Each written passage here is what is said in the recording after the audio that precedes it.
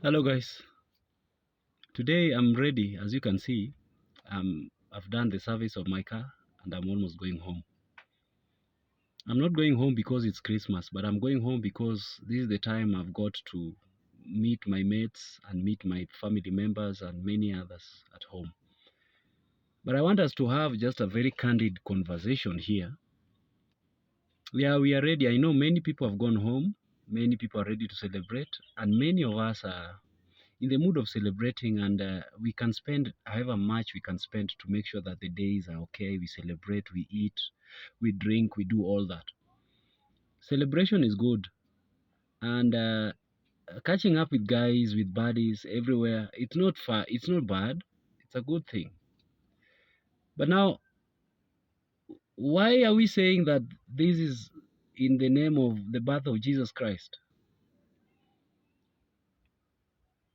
Wait a minute. How did we even come up with how did we even start celebrating 25th December as the birth of Jesus Christ? Who came up with the idea? I'm not saying this because I've ever said this every time, and many guys are always throwing words and saying that if you don't have money to celebrate, tell us to give you. But I'm not here begging for any money for celebration. I don't. If it is about eating food, I've eaten almost all the foods. I mean, in Kenya, I've eaten everything. I always eat chapatis every week, maybe twice a week. I don't take flesh.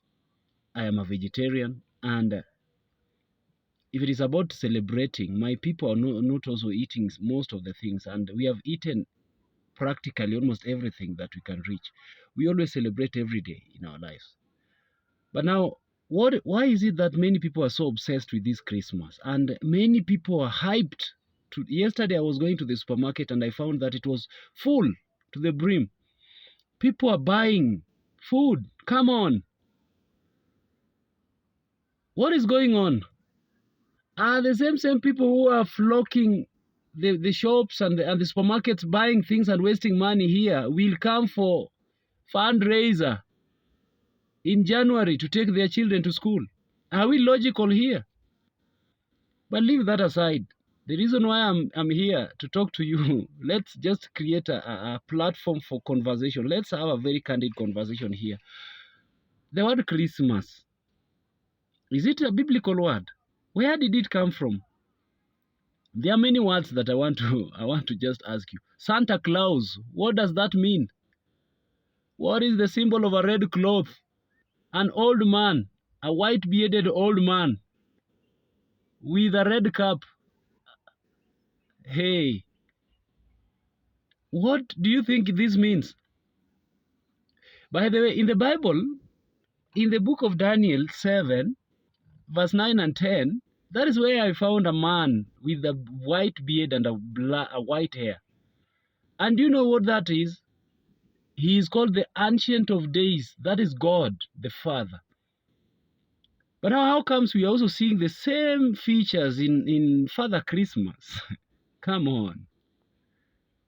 What is going on here? And by the way, what is a red cloth stands for in the biblical sense? If you come to the Bible, in the book of Isaiah 1 verse 18, the Bible says that even come we reason together, God is calling us. Even if your sins are as red as the scarlet, I will wipe them and clean them as white as the snow. So red stands for sin. So how comes we have picked a red cloth and we are mimicking the Ancient of Days, and we give him a name, Father Christmas? And how is all this connected to the birth of Jesus Christ, by the way? Hey guys, if you are really a Christian and you have values, you should, before you do something, you should at least have some background. Have some little background about what you are celebrating.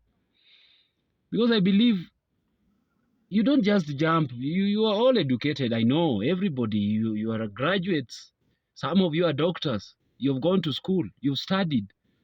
You know the law of studying, the law of finding out about something. You must study deeply. What does this mean? The last time I checked, let me shock you. In the book of Luke 1, verse 26, Jesus' conception was on the 6th month. The 6th month. That is what the book of Luke says. By the way, it's not a coincidence that God wrote this, because he knew very well that some people would come up with so many inventions to try to spoil the name of the Lord in many other. We have idolized the birth of Jesus Christ. And if you go to the book of Ecclesiastes 7, verse 2, the Bible says that the day of birth, the day of death is better than the day of birth.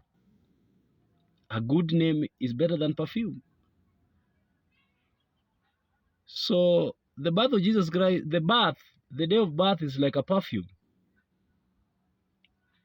But a good name is synonymous to what? To the day of death. So when you are dying, what name are you leaving behind? That is what we should be concerned about. But now many people have idolized this Christmas or what? By the way, the word Christmas is a combination of two words, Christ and Mass. And Mass, the last time I checked, it's only the Catholics that were celebrating Mass. But you find today even Muslims who don't even know anything about Mass are celebrating Christmas. Come on. What's going on? And almost everybody in the world is celebrating. And the last time I checked, a multitude was of the devil. Not many were on God's side. Let's remember in the book of Genesis 6, only 8 in a world full of people were on God's side. Come to also Genesis 18. During the time of Sodom and Gomorrah, how many people on God's side? 3. There were 4 and 1 dropped and became a pillar of salt. 3 only on the side of God. And what about these times of the end? If you go to what Jesus said in the book of Matthew 7, verse 21, not many that say, God, Lord, Lord, shall enter the kingdom of heaven, but them that doeth my will. Who is the will of, what is the will of God? Who are there to do the will of God? For many shall come in my name, claiming to have done so many things in my name. And I will answer them, saying, get thee out, I never knew you. So many people, we would be celebrating. Could it be that we would be celebrating Jesus, the birth of Jesus Christ today, without really knowing who we are celebrating? At the end of the day, Jesus says that, depart from me, I never knew you. So friends, let's think about this thing. Celebrating is good. Eating is not bad. Drinking, whoever is drinking alcohol, getting drunk is a sin.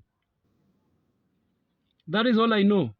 People are committing a lot of fornication during the time of Christmas. Fornication is a sin. The Bible says, do not commit adultery. The 7th commandment. And others are also killing. Because you are fighting for a girlfriend or a lady or whatever it is, and you're tipsy. Others are also killing people on the roads because they are drunk, they are excited. And so God said, do not kill, the 8th commandment. And so guys, we need to be very careful here. Maybe someone is manipulating things in the background. Or maybe, what can I say? Maybe somebody is seated somewhere looking at the scripts. Somebody wrote a script and gave us to the world to act, and now we are acting it every December. Who is the script writer here? If it is not God, because Jesus was not born, practically was not born in December. By the way, in the world, this is the simplest way to prove this. If you go to the book of Genesis 1, verse 14, God is saying that God put day and night, light to separate the day from the night, and he used it as a sign for seasons, months, and years. Now let's talk about seasons.